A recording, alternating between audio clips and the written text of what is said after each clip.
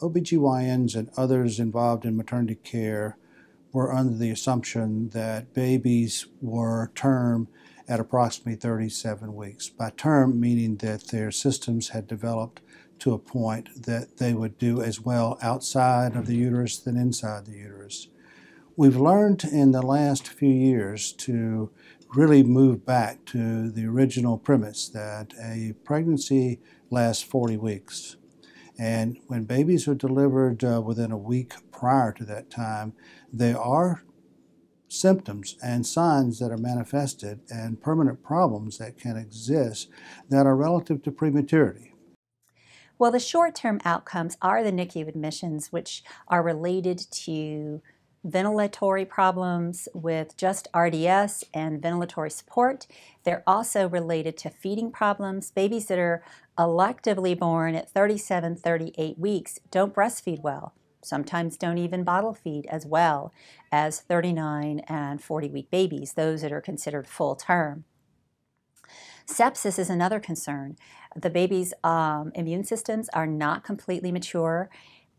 Baby is more than a set of lungs, so they need a little more time to support the immune system and grow that. There are more intestinal problems, a little more neck, other problems for the babies. But brain growth is a very interesting thing. A baby born prematurely, brain growth never catches up to a full-term baby. This affects school performance. School performance for these infants that are born prematurely are less than full-term infants.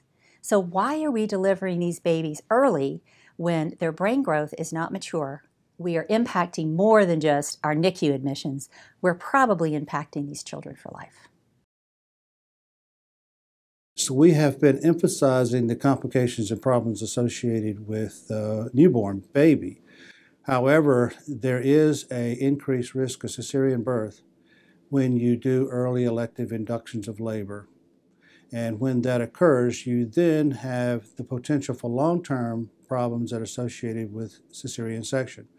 Individuals that have prior cesarean sections are at increased risk for a number of major obstetrical disorders, such as postpartum hemorrhage or post-cesarean hemorrhage that can occur. So yes, it's not a totally safe decision when it comes to the mom as well.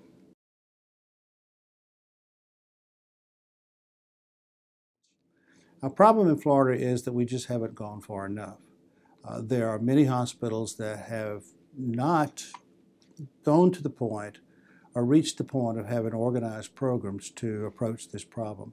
So our goal is to reach those hospitals and begin to have the same successes that we've had in our pilot programs. We've been successful in Florida primarily in the larger urban hospitals that have large obstetrical programs that deliver lots of babies.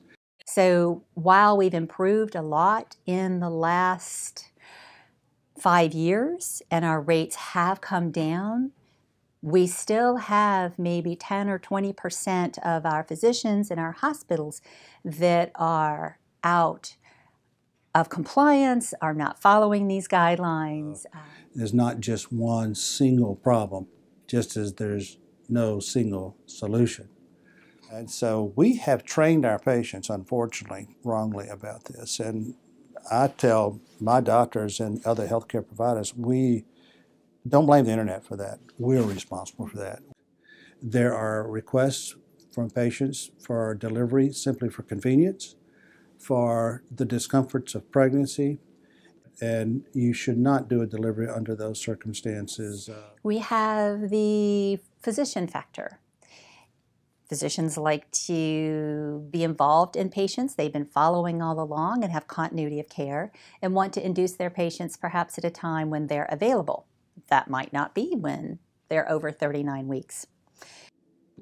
There are doctors that do not understand the significance of the complications we're seeing. 3% is a significant number of babies who undergo neonatal intensive care unit admissions because of early elective delivery. But for any one obstetrician or midwife's practice, that may be relatively small. he or she may not notice in that practice that there are babies that were electively delivered early that ended up in the neonatal intensive care unit, because 97% of the babies don't. I was trained that a baby at 37 weeks was mature.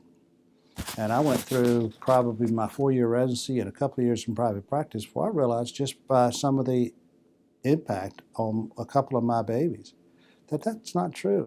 All this is local to the hospital. It involves lifestyle, financial reimbursement, cross coverage with other doctors. It's very complicated. And that's really why some hospitals have had a hard time getting their physicians and staff to do this. It impacts a lot more than simple belief in this issue. This has become a standard of care. We're there for them. There is still a collaboration in existence, and that we want to get them started on a program and get them to succeed as soon as possible. So we still have our work cut out for us, big time.